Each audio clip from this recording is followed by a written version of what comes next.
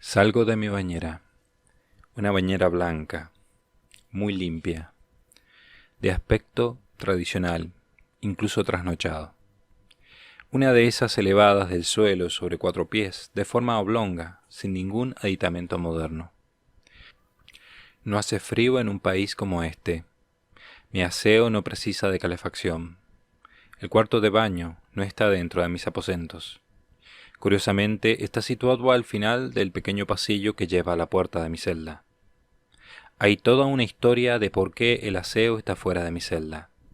En la época en que se hicieron reformas y se distribuyó los interiores del ala oeste, el viejo Evreux dijo que no quería disponer de baño propio mientras la tropa en los largos dormitorios comunitarios tenía que dirigirse a unos aseos que eran de todo menos privados. Los arquitectos le trataron de convencer de las ventajas de situarlo contiguo a su celda. Además, en este piso del ala oeste, solo él lo iba a usar porque nadie pasaba por aquí. Pero el viejo testarudo se mantuvo irreductible. Su sucesor no se atrevió a cambiarlo de sitio. Y para los demás ya ha sido como una tradición el mantener este pequeño e incómodo signo de mortificación. Nadie quiere ser el primero en desmantelar el baño, tirar tabiques y cambiar la configuración de esta planta. Encima, este baño me produce depresión. Todas las paredes en blanco mate, suelo ajedrezado, sin ventanas al exterior. Solo 2 armarios de baño, pintados en blanco también. Un taburete que parece sacado del año de la nana, y todo ello bajo una luz mortecina. Este aseo solitario, mal iluminado, y donde cada ruido resuena como si estuviéramos en una gruta, parece más un lugar para reflexionar sobre la imitación de Cristo de Tomás de Kempis, que para estar cantando mientras uno se frota la espalda en esta bañera anticuada. Por otro lado, mi ánimo al salir ese día de la bañera, era más sombrío que el mismo cuarto. De pronto, con una pierna húmeda sobre el suelo, sentí que me debilitaba. Era como si no me pudiera sostener. Se me adormeció la cara, se me comenzó a nublar la vista. Era como si el vaho del cuarto de baño se hiciera más denso, más blanco, y me impidiera ver todo, incluidos mis pies. No veía ni mis piernas, las cuales sentía más débiles, como si fueran incapaces de sostenerme. Ya no recuerdo más. Tardaron 1 hora en encontrarme, y eso porque tenía un compromiso en mi agenda. Si no hubieran tardado más. Un pequeño derrame cerebral, 1 mes en el hospital, la constatación de que la historia de mi vida iba llegando a su final. No llegué a perder nunca el habla. 1 mes después de mi alta médica no quedaba secuela alguna. Tal vez un rostro más avejentado, tal vez menos agilidad. Uno mismo no es buen juez para juzgar estas cosas. Me siento igual, pero probablemente no es así. Mi derrame había tenido lugar un día después de conocer la violación de las fronteras del Estado Vaticano por parte de la Policía Metropolitana de Roma. La detención del Santo Padre había supuesto un duro golpe para mí. Aunque no era consciente de ello, la tensión se debió acumular en mí. 2 meses después, mi horario de trabajo, mis compromisos, siguen igual. La Iglesia no. La interrupción del cónclave por parte de la República Europea, la detención de los cardenales, fueron el inicio del tormento y la oscuridad. Tormento, oscuridad, sufrimiento, desconsuelo. Todo se abatió sobre la Iglesia. Yo mismo me consideraba un hombre derrotado. Cada vez delegaba más funciones, cada vez dedicaba más tiempo a pasear, a mirar viejos libros de fotos, a sentarme en el porche a mirar al campo. Me dedico a hojear las hojas de las viejas colecciones que hay en la sala Winter de esta casa madre. Una colección de sellos, otra de monedas, una tercera de mariposas. En la sala los armarios muestran más cajones que todavía no he explorado. Ahora tengo tiempo y la sensación de que ya nada importa tanto. Hoy tendré 4 visitas y unos 10 minutos firmando documentos. Sí, ya todo lo veo a la distancia. Ya nada me incomoda. Todo lo veo desde la tranquilidad de saber que todo está hecho. Año 2209. Mi aeronave aterrizó en un helipuerto de una zona del humilde extrarradio de Kuala Lumpur. Descendí por la rampa de aquella pequeña y discreta nave, que no tenía ningún tipo de identificación que permitiera sospechar quién iba dentro. Desde una pequeña casa cercana salieron hacia la rampa a saludarme 3 prelados vestidos con sotana y solideo. Un secretario vestido de clériman y americana negra hizo las presentaciones. El arzobispo de Tokio, encantado. Nos dimos la mano. El arzobispo de Sydney, encantado. Igualmente. El arzobispo de Buenos Aires. Sonreí con cordialidad al último prelado. Y entramos en la pequeña casa de paredes mal pintadas y aspecto anodino, frente a la cual había aterrizado la nave. En una sala bastante anodina, pronto se acomodaron para dar inicio a la conversación.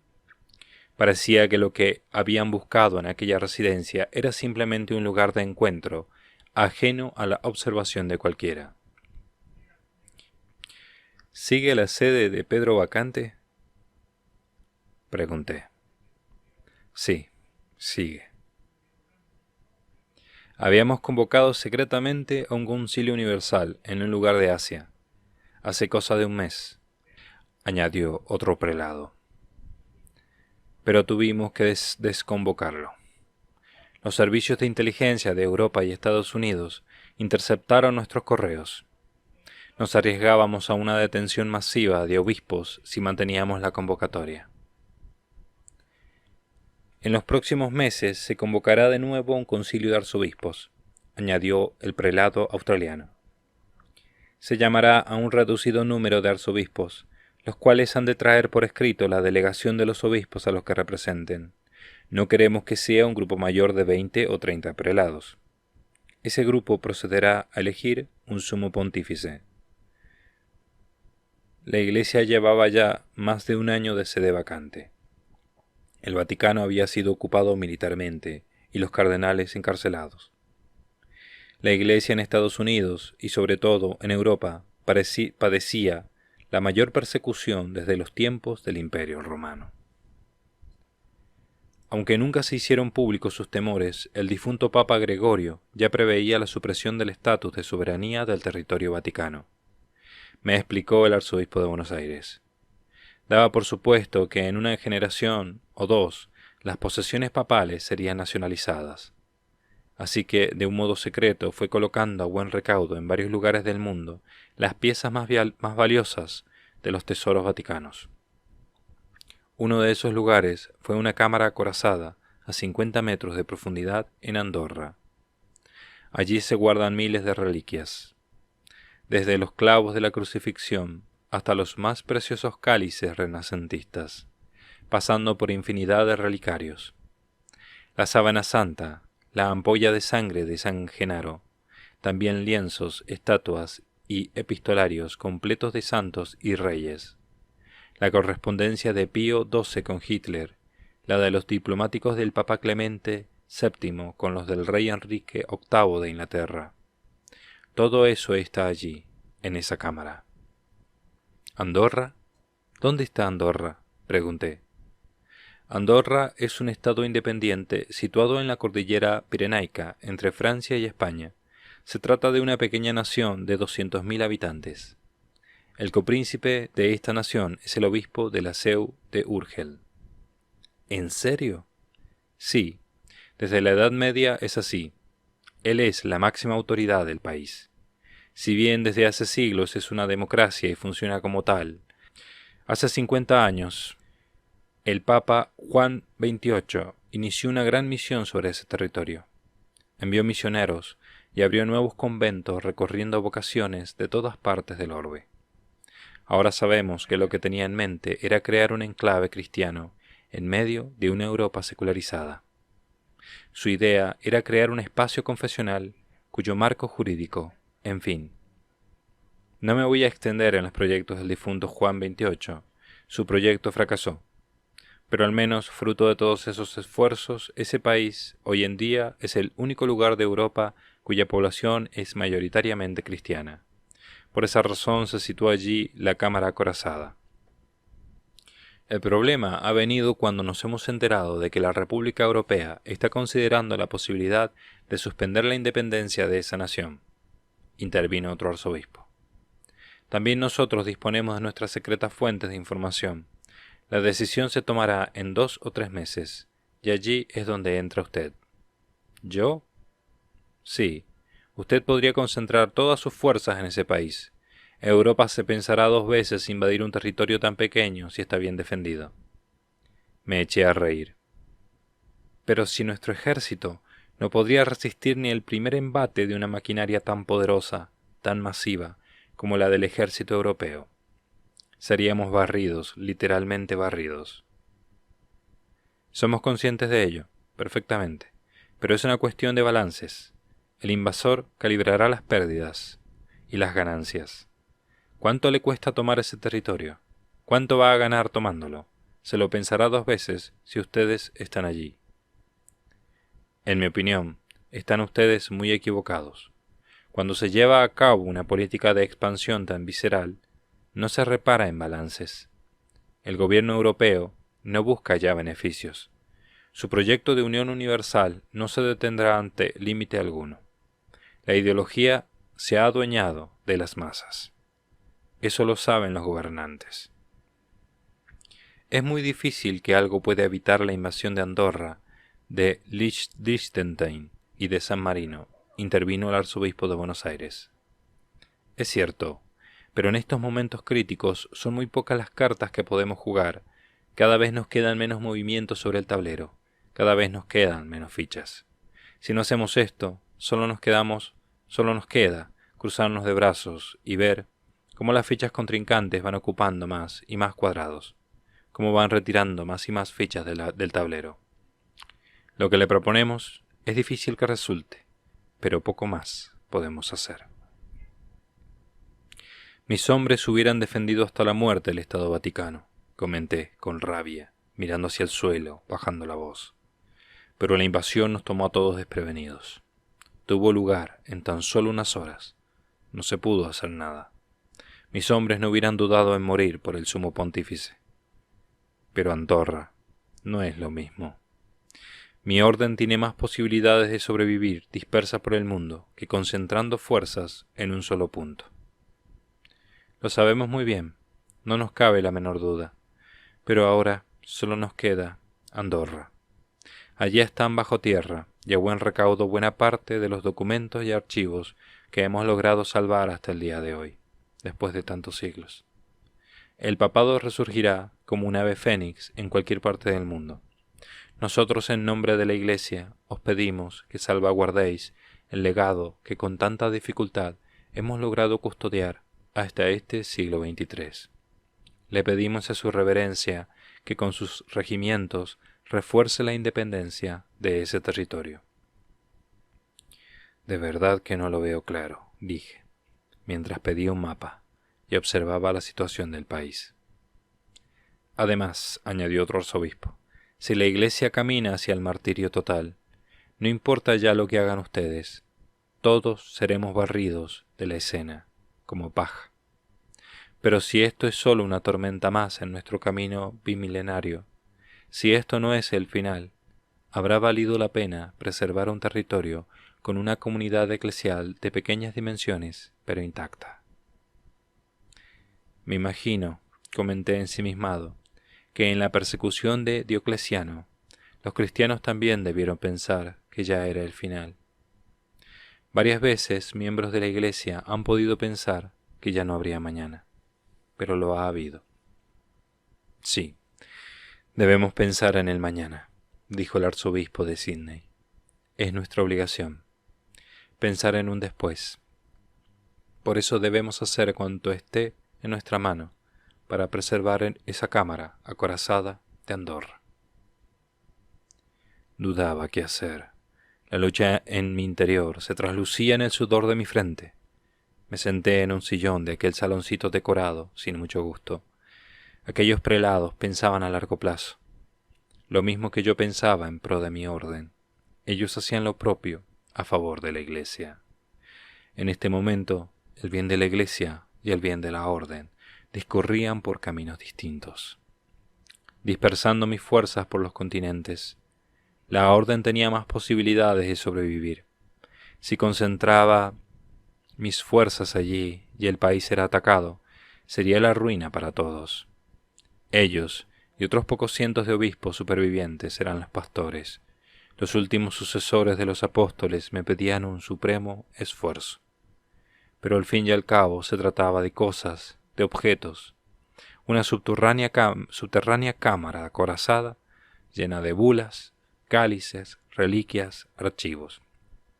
¿Valía el contenido de esa cámara el precio de tantos templarios, hombres de carne y hueso? El contenido de un búnker, a cambio de hombres vivos. Los arzobispos presentes contemplaron mi lucha interna. Nosotros respondíamos solo ante el Santo Padre, y ahora estábamos en situación de sede vacante. Todos los cardenales habían sido martirizados. Técnicamente hablando, nadie podía ordenarme nada. Podía hacer lo que quisiera, aunque la petición proviniese de los sucesores de los apóstoles. Pero sí, ellos eran los sucesores de los 12. La duda y el ensimismamiento no duraron más allá de medio minuto. 30 segundos inacabables.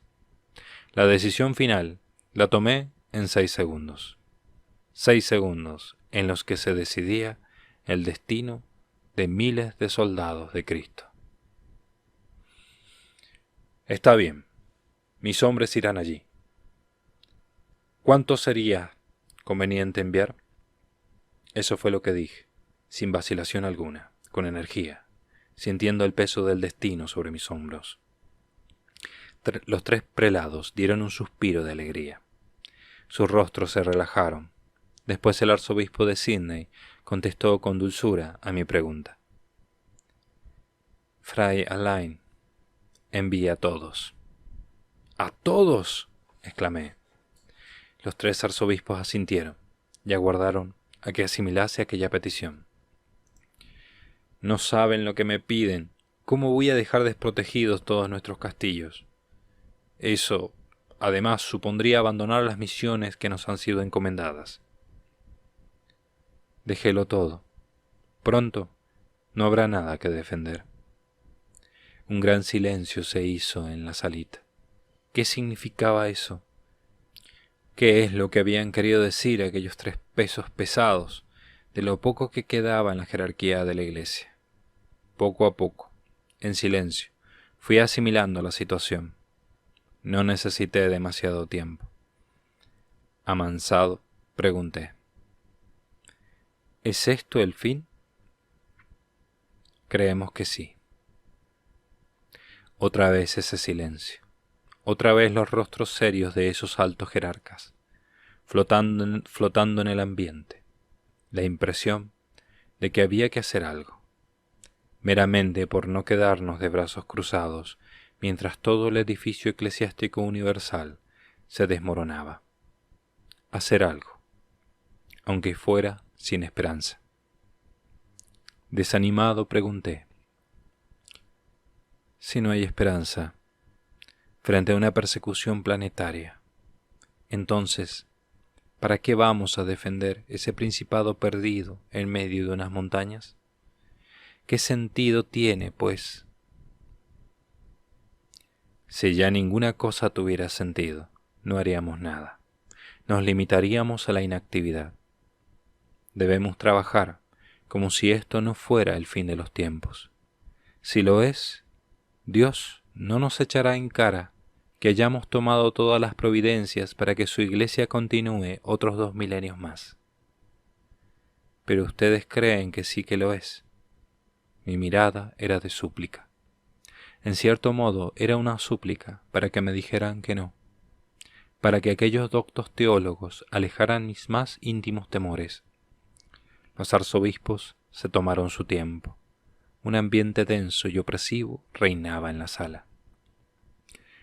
La sede está vacante desde hace 1 año, contestó uno de los arzobispos.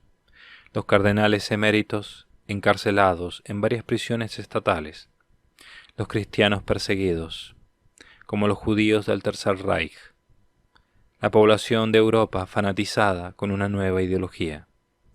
el viejo continente embriagado en el sueño fascista de un nuevo expansionismo territorial. No sé, si esto no es el fin, se le parece mucho.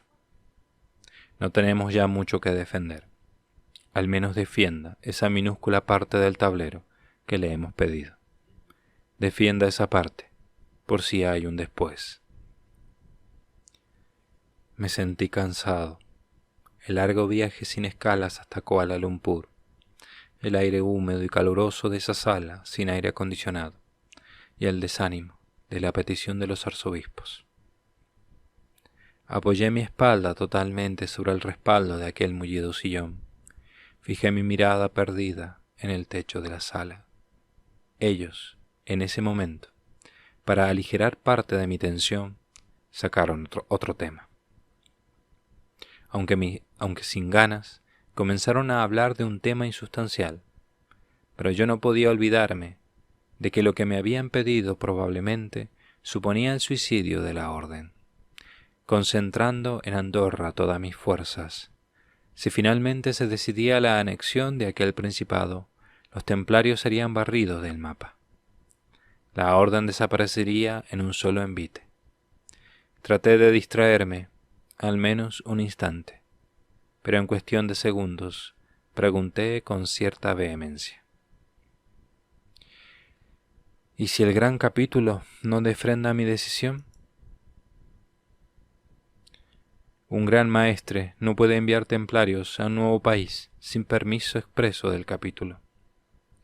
Nosotros tres acumulamos la delegación de más de 400 obispos para tomar decisiones en lo referente a la nueva elección pontificia. Eso de momento, en un mes tendremos la delegación de más obispos incomunicados. Así que nuestra petición es la de 400 obispos. Le mostraremos los documentos firmados y sellados que dan fe de que somos poseedores de esta delegación. Esto significa que nuestra petición es la petición del episcopado. De acuerdo. Así presentaré su petición ante ellos. Yo no me echo atrás. Con la autorización del capítulo, haré lo que les he dicho. Gracias, de verdad.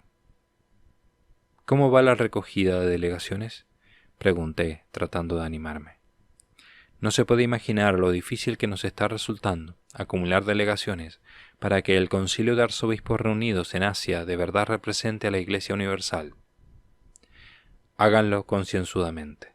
Tarden lo que tarden en lograr esos documentos por escrito y bien rubricados. Les aconsejé. Lo último que podría permitirse la Iglesia en esta situación sería un cisma. No se preocupe, conocemos bien nuestro trabajo. Si eligen un nuevo papa, ¿no habrá duda sobre su legitimidad?, pregunté. En completa ausencia de cardenales, votantes, si no queda ni uno, el gobierno de la Iglesia pasa a manos del Colegio de Obispos. En una situación así, podemos disponer sin otra limitación que la que imponen los dogmas de la Iglesia. No es posible reunir en plena persecución a todos los obispos. Así que si logramos que al menos 4/5 partes de los obispos deleguen su voto en un grupo reducido de arzobispos, el concilio futuro decidirá con plena autoridad. Me disponía a hacer más preguntas y dar más consejos acerca de este nuevo concilio, pero en el fondo, aquello era un inconsciente mecanismo de huida ante el doloroso tema que seguía martillando mi mente. De pronto, sentí como si algo apretara mi cuello. Sentí que se me nublaba la vista. Todo lo iba viendo más blanco. Perdí la conciencia.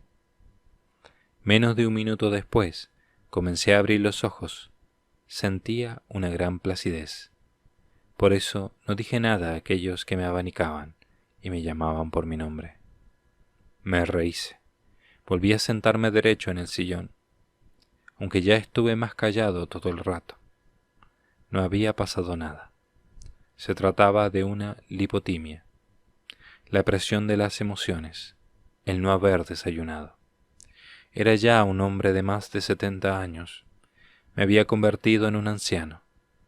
Desde ese día Tuve miedo de dar un espectáculo parecido en alguna situación pública de importancia, pero ahora sí que no podía dimitir. No había papa ante el que presentar mi dimisión. Por primera vez me sentí frágil.